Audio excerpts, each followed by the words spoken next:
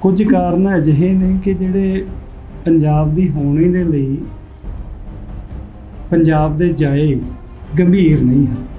Professor ਗੁਰਭਗਤ Singh ji ਜਦੋਂ ਵੀ ਕਦੇ ਇਸ ਸਟੇਜ ਤੇ ਯੂਨੀਵਰਸਿਟੀ 'ਚ ਬੋਲਦੇ ਹੁੰਦੇ ਸੀ ਤਾਂ ਉਹ ਇੱਕ ਗੱਲ ਹਮੇਸ਼ਾ ਕਰਦੇ ਸੀ ਕਿ ਪੰਜਾਬ ਨੂੰ ਆਪਣੀ ਮੌਲਿਕਤਾ ਸਮਝਣੀ ਚਾਹੀਦੀ ਹੈ। ਸਾਡੀ ਓਰੀਜਨੈਲਿਟੀ ਕੀ ਹੈ? ਤਾਂ ਹੋਂਦ ਆਜ਼ਾਦੀ ਦੇ ਨਾਲ ਹੈ। ਗੁਲਾਮ ਬੰਦੇ ਦੀ ਕੋਈ ਹੋਂਦ ਨਹੀਂ। ਤੇ ਜੇ ਸੈਕੂਲਰ ਦੀ ਗੱਲ ਕਰੀਏ, ਸੈਕੂਲਰ ਸ਼ਬਦ ਨੂੰ ਅਸੀਂ ਧਰਮ ਦੇ ਵਿਰੋਧੀ ਸਮਝਦੇ ਹਾਂ, ਪਰੰਤੂ ਜੋ ਮਹਾਰਾਜਾ ਰਣਜੀਤ ਸਿੰਘ ਦੇ ਰਾਜ ਦੇ ਵਿੱਚ ਵੱਖ-ਵੱਖ ਧਰਮਾਂ ਦੇ ਲੋਕਾਂ ਨੂੰ ਜੋ ਮਾਣ ਸਤਿਕਾਰ ਦਿੱਤਾ ਜਾਂਦਾ ਹੈ ਉਹ ਮਾਡਰਨ ਸਟੇਟ ਦੇ ਵਿੱਚ ਨਹੀਂ ਹੈ।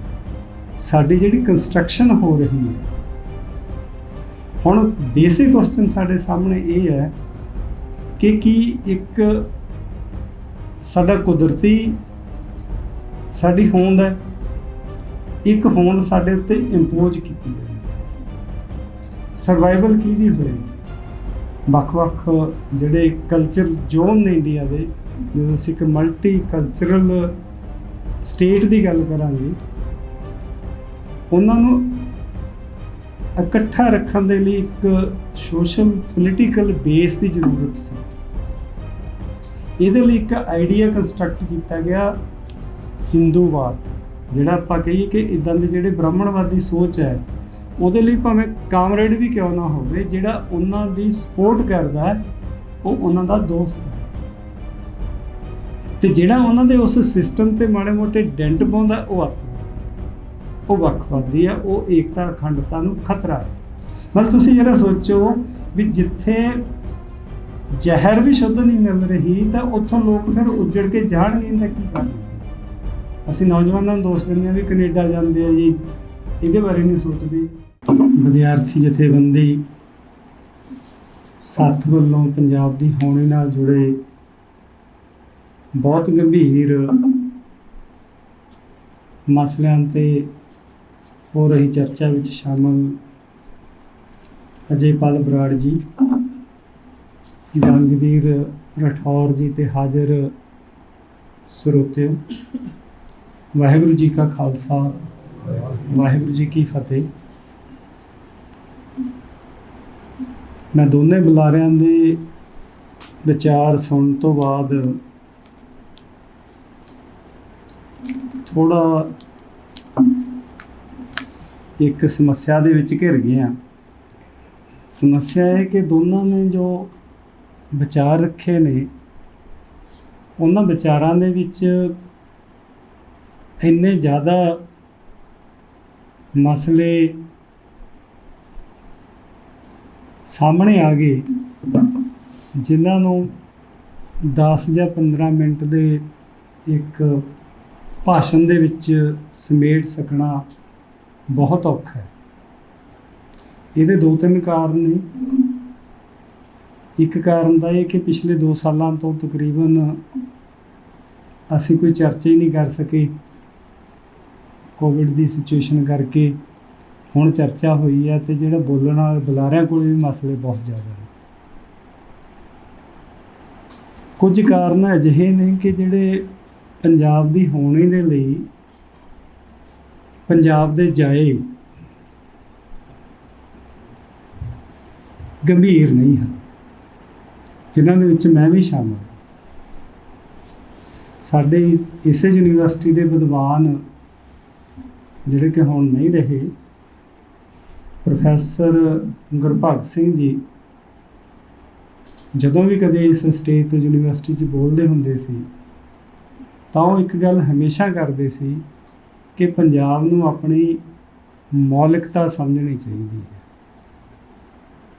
ਸਾਡੀ ਓਰੀਜਨੈਲਿਟੀ ਕੀ ਹੈ? ਅਸੀਂ ਕੀ ਹਾਂ? ਇਹ ਕੇਵਲ ਪੰਜਾਬ ਹੀ ਨਹੀਂ, ਦੁਨੀਆ ਦੇ ਹਰ ਕੋਨੇ ਦੇ ਵਿੱਚ ਵਸਦੇ ਲੋਕ, ਭਾਈਚਾਰੇ ਆਪਣੀ ਹੋਂਦ ਜਾਂ ਹੋਣੀ ਨੂੰ ਐਡਰੈਸ ਹੁੰਦੇ ਨੇ। ਸੋ ਪਹਿਲੀ ਗੱਲ ਤਾਂ ਪੰਜਾਬੀ ਜਿਹੜੀ ਪੰਜਾਬ ਦੇ ਵਿਦਿਆਰਥੀ ਜਥੇਬੰਦੀ ਸੱਥ ਇਸ ਗੱਲੋਂ ਵਧਾਈ ਦੀ ਹੱਕਦਾਰ ਹੈ ਕਿ ਉਹਨਾਂ ਨੇ ਪੰਜਾਬ ਦੀ ਹੋਣੀ ਨਾਲ ਜੁੜੇ ਮਸਲੇ ਤੇ ਸਾਨੂੰ ਸੋਚਣ ਦੇ ਲਈ ਅੱਜ ਇੱਕ ਮਸਲਾ ਦਿੱਤਾ ਹੈ। ਜੇ ਮੈਂ ਹੋਣ ਦੇ ਬਾਰੇ ਮੈਂ ਗੰਭੀਰ ਦੀ ਗੱਲ ਕੀਤੀ ਸੀ, ਹੋਂਦ ਦੇ ਨਾਲ ਜੁੜਿਆ ਜੇਕਰ ਆਇਡੈਂਟੀਟੀ 'ਤੇ ਮੈਂ ਇੱਕ ਵਿਦਿਆਰਥੀ ਨੂੰ PhD ਦਾ ਕੰਮ ਵੀ ਕਰਵਾਇਆ। ਵੱਖ-ਵੱਖ ਵਿਦਵਾਨਾਂ ਦੀਆਂ ਜਿਹੜੀਆਂ ਦਲੀਲਾਂ ਇਕੱਤਰ ਕਰਨ ਤੋਂ ਬਾਅਦ ਜਿਹੜਾ ਇੱਕ ਕੇਂਦਰੀ ਨੁਕਤਾ ਜੇਕਰ ਗੱਲ ਕਰਨੀ ਹੋਵੇ ਤਾਂ ਹੋਂਦ ਆਜ਼ਾਦੀ ਦੇ ਨਾਲ ਬਚਣੀ। ਗੁਲਾਮ ਬੰਦੇ ਦੀ ਕੋਈ ਹੋਂਦ ਨਹੀਂ। ਅਜੇ ਬਰਾੜ ਜੀ ਜਦੋਂ ਗੱਲ ਕਰ ਰਹੇ ਸੀ ਕਿ ਨੇਸ਼ਨ ਸਟੇਟ ਆਈ, ਨੇਸ਼ਨ ਸਟੇਟ ਦੇ ਨਾਲ ਬਸਤੀਵਾਦ ਆਇਆ ਅਤੇ ਹੁਣ ਅਸੀਂ ਨਵ ਬਸਤੀਵਾਦ ਦੇ ਵਿੱਚ ਪ੍ਰਵੇਸ਼ ਕਰਦੇ ਹਾਂ, ਅਤੇ ਨਵ ਬਸਤੀਵਾਦ ਤੋਂ ਵੀ ਹੁਣ ਅਸੀਂ ਅਲਟਰਾ ਬਸਤੀਵਾਦ ਦੇ ਵਿੱਚ ਪ੍ਰਵੇਸ਼ ਕਰ ਗਏ। ਅਤੇ ਆਪਾਂ ਇਹ ਸੋਚੀਏ ਵੀ ਜਿਹੜੇ ਅੰਗਰੇਜ਼ਾਂ ਨੇ ਸਾਡੇ ਲੋਕਾਂ ਨੂੰ ਭਲਾ ਗੁਲਾਮ ਕਿਵੇਂ ਬਣਾ ਲਿਆ। ਗੁਲਾਮ ਤਾਂ ਅਸੀਂ ਪਹਿਲੇ ਹੀ ਸੀ। ਪਹਿਲਾਂ ਕਿਹਦੇ ਗੁਲਾਮ ਸੀ? ਅਸੀਂ ਬ੍ਰਾਹਮਣ ਦੇ। ਬ੍ਰਾਹਮਣ ਨੇ ਕਿੱਦਾਂ ਗੁਲਾਮ ਕੀਤਾ? ਮਤਲਬ ਸਾਨੂੰ ਇਹ ਗੱਲ ਸਮਝਣੀ ਪਏਗੀ ਜੇ ਤੁਸੀਂ ਨੇਸ਼ਨ ਸਟੇਟ ਜਾਂ ਅੱਜ ਦੀ ਸਟੇਟ ਦੀ ਬੈਕਗਰਾਉਂਡ ਸਮਝੋ। ਉਹਨਾਂ ਨੇ ਸਾਨੂੰ ਮਾਨਸਿਕ ਤੌਰ 'ਤੇ ਗੁਲਾਮ ਕੀਤਾ ਸੀ। ਜਦੋਂ ਅਸੀਂ ਗੁਰੂ ਸਾਹਿਬਾਨ ਦੀ ਗੱਲ ਕਰਦੇ ਹਾਂ ਕਿ ਪੰਜਾਬ ਦੇ ਵਾਰਸ ਪੰਜਾਬ ਨੂੰ ਬਚਾਉਣ ਵਾਸਤੇ ਸਿੱਖ ਬਣੇ ਨੇ ਜਾਂ ਸਿੱਖ ਅੱਗੇ ਆਏ, ਤਾਂ ਗੁਰੂ ਮਹਾਰਾਜ ਨੇ ਸਭ ਤੋਂ ਪਹਿਲਾਂ ਉਹ ਜਿਹੜੀ ਮਾਨਸਿਕ ਗੁਲਾਮੀ ਕ੍ਰੀਏਟ ਕੀਤੀ ਸੀ ਬ੍ਰਾਹਮਣਵਾਦ ਨੇ, ਉਹਦੀਆਂ ਜੰਜੀਰਾਂ ਤੋੜੀਆਂ ਗੁਰੂ ਮਹਾਰਾਜ ਨੇ। ਇਹ ਇਸ ਧਰਤੀ ਦੇ ਉੱਤੇ, ਇਸ ਖਿੱਤੇ ਦੇ ਵਿੱਚ ਸ਼ਾਇਦ ਇੱਕ ਨਵਾਂ ਫੈਨੋਮੀਨਾ, ਇੱਕ ਨਵੀਂ ਪਹਿਚਾਣ ਦਿੱਤੀ ਸਾਡੇ ਲੋਕਾਂ ਨੂੰ। ਇਹ ਪਹਿਚਾਣ ਦੇ ਨਾਲ ਇੱਕ ਉਸਰਿਆ ਜਿਹੜਾ ਖਾਲਸਾ ਰਾਜ, ਲਾਹੌਰ ਸਟੇਟ, ਅਤੇ ਜਿਹੜਾ ਮਾਡਰਨ ਸਟੇਟ ਦੇ ਨਾਲੋਂ ਕਿਤੇ ਜ਼ਿਆਦਾ, ਵੈਲਫੇਅਰ ਸਟੇਟ ਦੇ ਨਾਲੋਂ ਕਿਤੇ ਜ਼ਿਆਦਾ ਡੈਮੋਕਰੇਟ ਸੀ। ਅਤੇ ਜੇ ਸੈਕੂਲਰ ਦੀ ਗੱਲ ਕਰੀਏ, ਸੈਕੂਲਰ ਸ਼ਬਦ ਨੂੰ ਅਸੀਂ ਧਰਮ ਦੇ ਵਿਰੋਧੀ ਸਮਝਦੇ ਹਾਂ, ਪਰੰਤੂ ਜੋ ਮਹਾਰਾਜਾ ਰਣਜੀਤ ਸਿੰਘ ਦੇ ਰਾਜ ਦੇ ਵਿੱਚ ਵੱਖ-ਵੱਖ ਧਰਮਾਂ ਦੇ ਲੋਕਾਂ ਨੂੰ ਜੋ ਮਾਣ ਸਤਿਕਾਰ ਦਿੱਤਾ ਜਾਂਦਾ ਹੈ, ਉਹ ਮਾਡਰਨ ਸਟੇਟ ਦੇ ਵਿੱਚ ਨਹੀਂ ਹੈ। ਸੋ ਜਿਹੜਾ ਉਹ ਸਟੇਟ ਦਾ ਆਧਾਰ ਬਣਦਾ ਹੈ, ਉਹ ਗੁਰਮਤ ਬਣਦੀ ਹੈ, ਗੁਰਮਤ ਸਿਧਾਂਤ ਬਣਦੇ ਨੇ। ਅਤੇ ਜਦੋਂ ਉਹ ਸਟੇਟ ਸਾਡੇ ਕੋਲ ਉਸਦੀ ਹੈ, ਉਹ ਕਿਉਂ ਜਾਂਦੀ ਹੈ? ਪ੍ਰੋਫੈਸਰ ਮੇਹਰ ਸਿੰਘ ਗਿੱਲ ਅਕਸਰ ਗੱਲ ਕਰਦੇ ਹੁੰਦੇ ਆ ਕਿ ਦੁੱਲੇ ਅਤੇ ਦੱਲੇ 'ਚ ਇੱਕ ਕਦੇ ਹੀ ਫਰਕ ਹੈ। ਜਦੋਂ ਦੁੱਲਾ ਦੱਲਾ ਬਣ ਜਾਂਦਾ ਤਾਂ ਪੰਜਾਬ ਦੇ ਵਿੱਚ ਜੋ ਕੁਝ ਹੋਇਆ, ਉਹ ਦੁੱਲਿਆਂ ਤੋਂ ਦੱਲੇ ਬਣਨ ਤੱਕ ਦਾ ਜਿਹੜਾ ਇਤਿਹਾਸ ਇੱਥੇ ਤੱਕ ਪਹੁੰਚਿਆ। ਇਸੇ ਕਰਕੇ ਅਸੀਂ ਗੰਭੀਰ ਨਹੀਂ, ਕਿਉਂਕਿ ਜਿਸ ਨੂੰ ਤੁਸੀਂ ਅੱਗੇ ਲਾਓਗੇ, ਐਡੀ ਵੱਡੀ ਮੂਵਮੈਂਟ ਦੀ ਆ। ਹੁਣ ਗੰਗਵੀਰ ਜੀ ਗੱਲ ਕਰ ਰਹੇ ਸੀ ਕਿ ਸਾਰਾ ਕੁਝ ਕੀਤੇ ਕਰਾਏ ਨੂੰ ਇੱਕ ਸੰਤ ਜਾ ਕੇ ਵੇਚ ਆਇਆ। ਨਾਲ ਦੀ ਨਾਲ ਜਿਹੜੇ ਉਹ ਡਰਾਫਟ ਕਰਨ ਵਾਲੇ ਲੋਕ ਸੀ, ਉਹ ਯੂਨੀਵਰਸਿਟੀ ਦੇ ਕੁਝ ਪ੍ਰੋਫੈਸਰ ਸੀ ਕਿ ਮੈਨੂੰ ਯੂਨੀਵਰਸਿਟੀ ਦਾ ਵਾਈਸ ਚਾਂਸਲਰ ਬਣਾ ਦਿਓ। ਅਗਲੇ ਨੇ ਵਾਈਸ ਚਾਂਸਲਰ ਨੂੰ ਨਹੀਂ ਬਣਾਇਆ, ਪ੍ਰੋ ਵਾਈਸ ਚਾਂਸਲਰ ਬਣਾਇਆ। ਮਤਲਬ ਲੋਕਾਂ ਦੀਆਂ ਜਾਨਾਂ ਦੀ ਜਿਹੜੀ ਕੀਮਤ ਤਾਰ ਕੇ ਅਸੀਂ ਇੱਕ ਛੋਟੀ ਜਿਹੀ ਕੁਰਸੀ ਤੱਕ ਪਹੁੰਚ ਜਾਵਾਂਗੇ, ਤਾਂ ਫਿਰ ਸਾਡੀ ਗੰਭੀਰਤਾ ਕਿੱਥੇ ਜਾਏ? ਮਸਲੇ ਬਹੁਤ ਵੱਡੇ ਨੇ। ਜਦੋਂ ਤੁਸੀਂ ਮਸਲਿਆਂ ਤੱਕ ਪਹੁੰਚੋਗੇ ਤਾਂ ਅਸੀਂ ਆਧੁਨਿਕਤਾ ਤੋਂ ਗੱਲ ਸ਼ੁਰੂ ਕਰ ਸਕਦੇ ਹਾਂ ਕਿ ਮਾਡਰਨਿਟੀ ਤੋਂ ਪਹਿਲਾਂ ਯੂਰਪ ਕੁਛ ਨਹੀਂ ਸੀ। ਮੈਕਸ ਵੈਬਰ ਨੇ ਆਪਣਾ ਥੀਸਿਸ ਦਿੱਤਾ ਹੈ ਕਿ ਬੇਬੀਲੋਨੀਆ ਜਾਂ ਜਦੋਂ ਇਸ ਇੰਡੀਅਸ ਵੈਲੀ ਦੀ ਗੱਲ ਕਰਦਾ ਤਾਂ ਉਹ ਜ਼ਿਆਦਾਤਰ ਅਸੀਂ ਪੰਜਾਬ ਦੀ ਗੱਲ ਕਰਾਂਗੇ ਕਿ ਇਹਨਾਂ ਵਰਗਾ ਕਿਸੇ ਕੋਲ ਨਾ ਮੈਡੀਕਲ ਸਿਸਟਮ ਸੀ ਅਜਰਬੈਤ, ਅਤੇ ਨਾ ਹੀ ਅਜਿਹਾ ਕਿਸੇ ਕੋਲ ਆਰਕੀਟੈਕਚਰ ਸੀ। ਇੱਥੋਂ ਦੇ ਯੂਰਪ ਦੇ ਵਿੱਚ ਜਾ ਕੇ ਆਰਕੀਟੈਕਚਰ ਬਣ ਗਿਆ। ਜਿਸ ਆਰਕੀਟੈਕਚਰ ਦੇ ਬਾਰੇ ਕਿ ਥੋੜ੍ਹੀ ਇਸ਼ਾਰਾ ਕੀਤਾ ਸੀਗਾ ਅਜੇਪਾਲ ਜੀ ਨੇ ਆਪਣੇ ਲੈਕਚਰ ਦੇ ਵਿੱਚ ਕਿ ਸਾਡੀ ਜਿਹੜੀ ਕੰਸਟਰਕਸ਼ਨ ਹੋ ਰਹੀ ਹੈ, ਹੁਣ ਬੇਸਿਕ ਕੁਐਸਚਨ ਸਾਡੇ ਸਾਹਮਣੇ ਇਹ ਹੈ ਕਿ ਕੀ ਇੱਕ ਸਾਡਾ ਕੁਦਰਤੀ ਸਾਡੀ ਹੋਂਦ ਹੈ, ਇੱਕ ਹੋਂਦ ਸਾਡੇ ਉੱਤੇ ਇੰਪੋਜ਼ ਕੀਤੀ ਜਾਣੀ ਹੈ, ਸਰਵਾਈਵਲ ਕਿਹਦੀ ਹੋਏਗੀ? ਜੇ ਤਾਂ ਅਸੀਂ ਪੋਜ਼ਿਟਿਵਿਟੀ ਦੇ ਨਾਲ ਦੇਖਾਂਗੇ ਤੇ ਅਸੀਂ ਇਸੇ ਗੱਲ ਤੇ ਪਹੁੰਚਾਂਗੇ ਕਿ ਕੁਦਰਤ ਬਹੁਤ ਮਹਾਨ ਹੁੰਦੀ ਹੈ। ਜੋ ਸਾਡੀ ਇੱਕ ਨੈਚੁਰਲ ਹੋਂਦ ਹੈ ਉਹਨੂੰ ਕੋਈ ਮਤਲਬ ਹੋਰ ਤਰੀਕੇ ਦੇ ਨਾਲ ਕੰਸਟਰਕਟ ਨਹੀਂ ਕਰ ਸਕਦਾ। ਪਰੰਤੂ ਸਾਡੀ ਲੋਕਧਾਰਾ ਦੇ ਵਿੱਚ ਇਹ ਵੀ ਗੱਲ ਪਈ ਹੋਈ ਹੈ ਕਿ ਦਰਿਆਵਾਂ ਦੇ ਮਹਾਨ ਨਹੀਂ ਮੋੜੇ ਜਾਂਦੇ।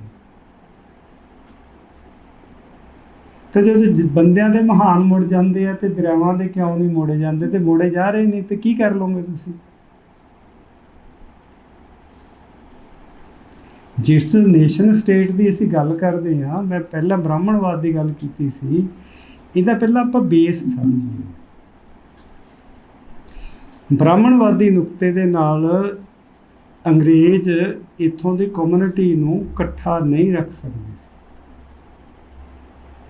ਵੱਖ-ਵੱਖ ਜਿਹੜੇ ਕਲਚਰ ਜ਼ੋਨ ਨੇ ਇੰਡੀਆ ਦੇ, ਜਦੋਂ ਅਸੀਂ ਇੱਕ ਮਲਟੀ ਕਲਚਰਲ ਸਟੇਟ ਦੀ ਗੱਲ ਕਰਾਂਗੇ, ਉਹਨਾਂ ਨੂੰ ਇਕੱਠਾ ਰੱਖਣ ਦੇ ਲਈ ਇੱਕ ਸੋਸ਼ਲ ਪੋਲੀਟੀਕਲ ਬੇਸ ਦੀ ਜ਼ਰੂਰਤ ਸੀ।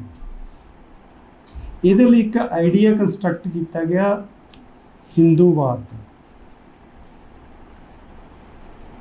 ਇੱਕ ਨਵੀਂ ਆਇਡੈਂਟੀਟੀ ਸਾਨੂੰ ਦਿੱਤੀ ਗਈ।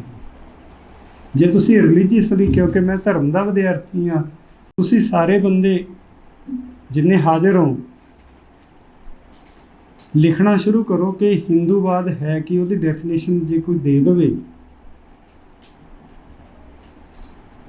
ਤੇ ਮੈਥੋਂ ਤਾਂ ਅਜੇ ਤੱਕ ਤਿਆਰ ਨਹੀਂ ਹੋਈ ਕਿ ਹਿੰਦੂਵਾਦ ਹੈ ਕੀ। ਅੰਗਰੇਜ਼ਾਂ ਨੇ ਇੱਥੋਂ ਸ਼ੁਰੂ ਕੀਤਾ ਕੰਮ ਕਿ ਇੱਕ ਆਪਣੀ ਸਟੇਟ ਨੂੰ ਠੁੰਮਣਾ ਦੇਣ ਦੇ ਲਈ ਹਿੰਦੂਵਾਦ ਦੀ ਟਰਮ ਨੂੰ ਹਾਈਜੈਕ ਕੀਤਾ, ਆਪਣੇ ਵਿਚਾਰਧਾਰਾ ਦਾ ਇੱਕ ਆਧਾਰ ਬਣਾਇਆ। ਹਾਲਾਂਕਿ ਜੇ ਅਸੀਂ ਇਹਦੀ ਹਿਸਟੋਰੀਕਲ ਰੂਟਸ ਦੇਖੀਏ ਤਾਂ ਉਹ ਇੱਕ ਕਲਚਰਲ ਜ਼ੋਨ ਦੇ ਲਈ ਇੱਕ ਵਿਗੜਿਆ ਹੋਇਆ ਨਾਂ ਹੈ ਜਿਹੜਾ ਹਿੰਦੂ, ਇੱਕ ਰਿਲੀਜੀਅਸ ਆਇਡੈਂਟੀਟੀ ਦੇ ਲਈ ਨਾਂ ਨਹੀਂ ਹੈ। ਪਰੰਤੂ ਕਿਸ ਤਰ੍ਹਾਂ ਕੰਸਟਰਕਟ ਕੀਤਾ ਗਿਆ, ਜਿਹੜਾ ਆਪਾਂ ਕਹਿੰਦੇ ਵੀ ਮਹਾਨ ਮੋੜੇ ਜਾਂਦੇ ਨੇ, ਕਿ ਜਿਹੜੇ ਵੱਖ-ਵੱਖ ਜਾਤਾਂ ਦੇ ਨਾਲ ਲੋਕ ਵੱਖ-ਵੱਖ ਜਾਤੀ ਸਮੁਦਾਇ ਦੇ ਵਿੱਚ ਵੰਡੇ ਹੋਏ ਸੀ, ਉਹਨਾਂ ਨੂੰ ਤੁਸੀਂ ਸਾਰਿਆਂ ਨੂੰ ਇੱਕ ਸਮੁਦਾਇ ਦੇ ਵਿੱਚ ਜੋੜਨ ਦੇ ਲਈ ਇੱਕ ਨਾਂ ਘੜਿਆ। ਦੋ ਵਿਦਵਾਨ, ਇੱਕ ਕਮਿਊਨਿਸਟ ਹੈ ਪੂਰਾ, ਇੱਕ ਹਿੰਦੂ ਕੱਟੜ ਬ੍ਰਾਹਮਣਵਾਦ। ਮੈਂ ਸੋਸ਼ੋਲੋਜੀ ਵੀ ਪੜ੍ਹੀ ਹੈ।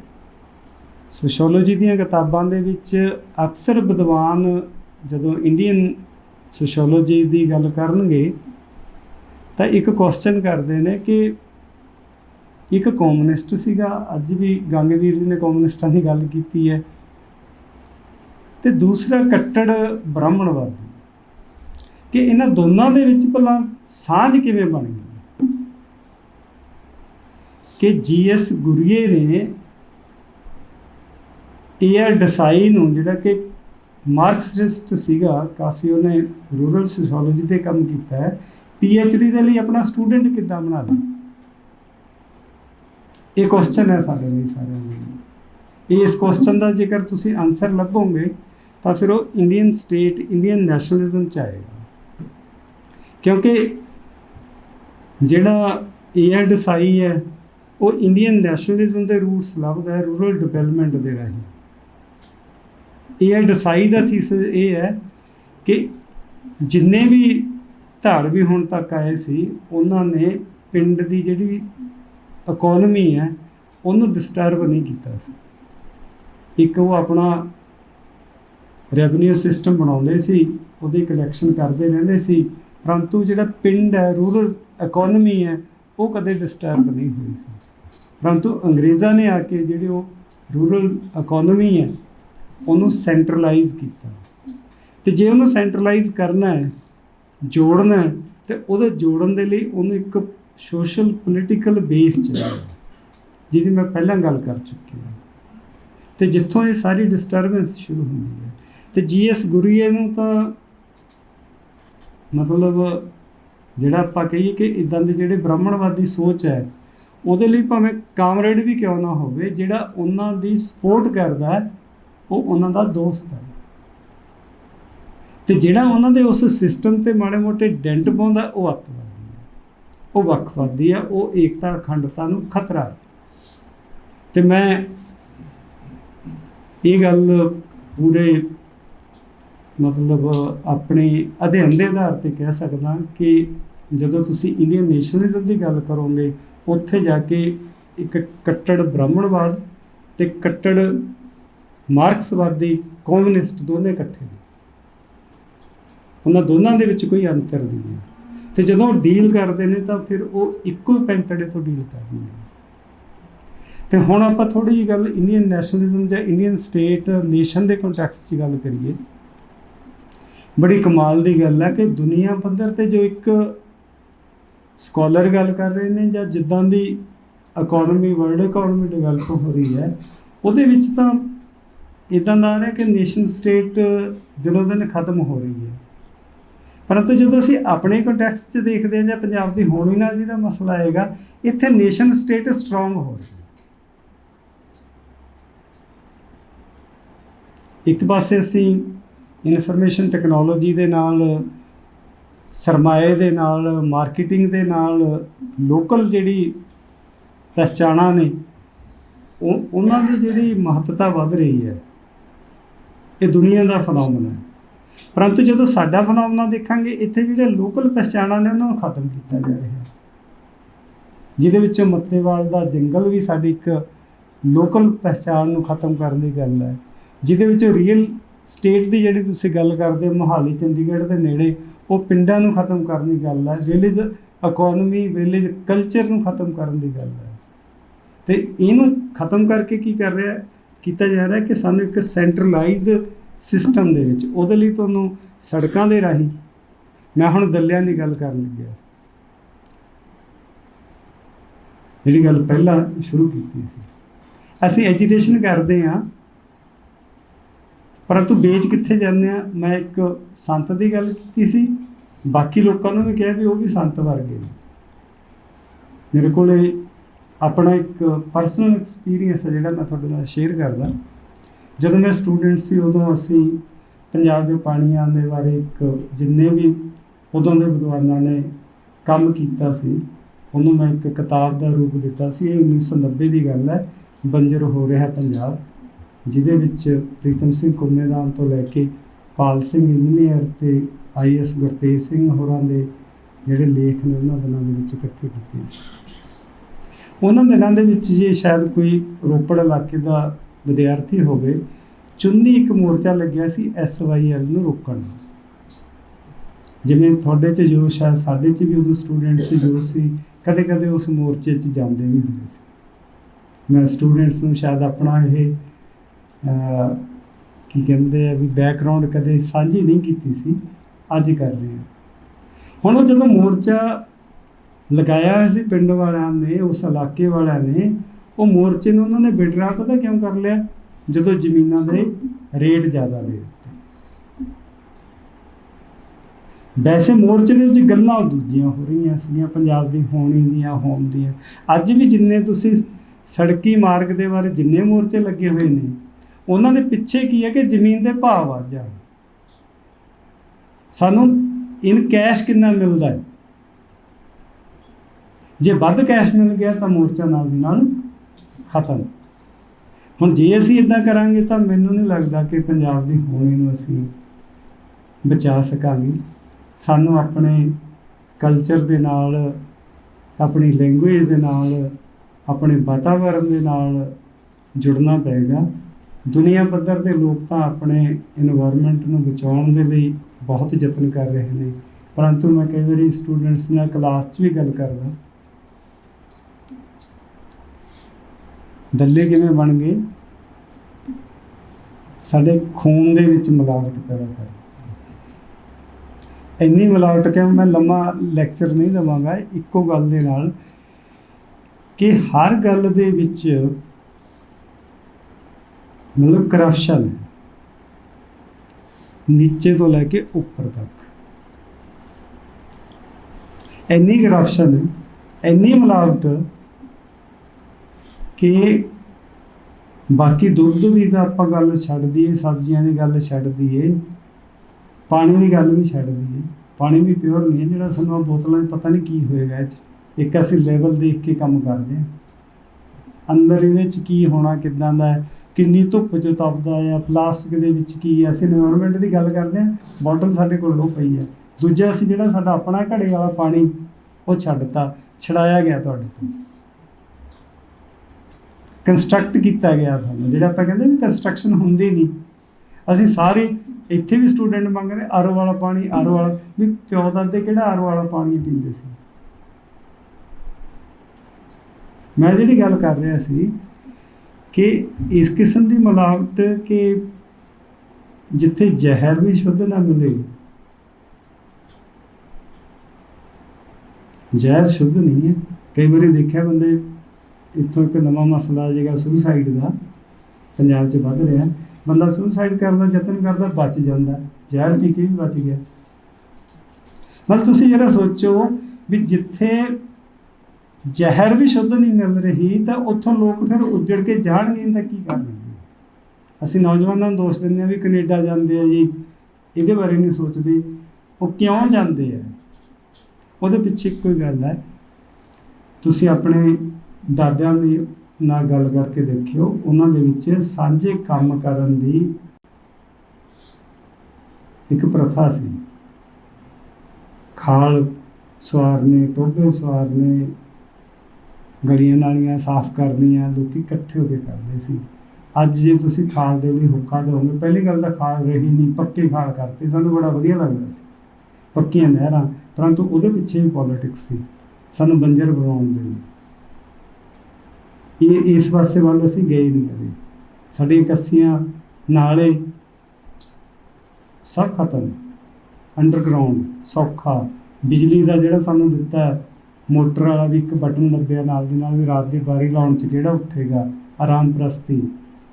ਇਹ ਮਸਲੇ ਬਹੁਤ ਨੇ, ਕਿਉਂਕਿ ਮੈਂ ਵੀ ਜਿੱਦਾਂ ਬੁਲਾਰਿਆਂ ਨੇ ਮਸਲੇ ਖੜੇ ਕੀਤੇ ਨੇ, ਸੋ ਤੁਹਾਡੇ ਸਾਹਮਣੇ ਮਸਲੇ ਰੱਖ ਰਹੇ ਹਾਂ। ਕਾਰਨ ਕੀ ਹੈ ਕਿ ਅਸੀਂ ਜਿਹੜੇ ਸਾਡੇ ਕਾਮਨ ਕੰਸਰਨ ਹੈ, ਸਾਂਝਾ ਕੰਮ, ਜਿੱਦਾਂ ਸੁਰਿੰਦਰੀ ਸ਼ਾਨ ਨਾਲ ਵਿਦਿਆਰਥੀ ਵੀ ਸਾਨੂੰ ਜੁੜਨਾ ਚਾਹੀਦਾ, ਇਕੱਠੇ ਹੋਣਾ ਚਾਹੀਦਾ, ਇਕੱਠੇ ਨਹੀਂ ਅਸੀਂ ਇੱਕ ਦੂਸਰੇ ਨੂੰ, ਜਿਹੜਾ ਕੋਈ ਇਕੱਠੇ ਹੋਣ ਵਾਲਾ ਹੈ ਉਹਨੂੰ ਸ਼ੱਕ ਦੀ ਨਜ਼ਰ ਨਾਲ ਦੇਖਦੇ ਹਾਂ। ਕਿਉਂ? ਕਿਉਂਕਿ ਜਿਹੜੇ ਸਾਡੇ ਲੀਡਰਾਂ ਨੇ ਹੁਣ ਤੱਕ ਸ਼ੱਕੀ ਰੋਲ ਅਦਾ ਕੀਤਾ, ਪਤਾ ਨਹੀਂ ਲੱਗਦਾ ਕਦੋਂ ਕੋਈ ਵੇਚ ਜਾਵੇ। ਜਦੋਂ ਸਾਡੇ ਲੀਡਰ ਹੀ ਕਰਪਟ ਕਰ ਦਿੱਤੇ, ਸਾਡਾ ਪਾਣੀ ਕਰਪਟ, ਸਾਡਾ ਦੁੱਧ ਕਰਪਟ, ਸਾਡੀ ਜ਼ਹਿਰ ਕਰਪਟ, ਤਾਂ ਸਾਡੇ ਮਨ ਵੀ ਕਰਪਟ ਹੋ ਗਏ। ਅਤੇ ਮਨ ਨੂੰ ਸ਼ੁੱਧ ਕਰਨਾ ਚਾਹੀਦਾ।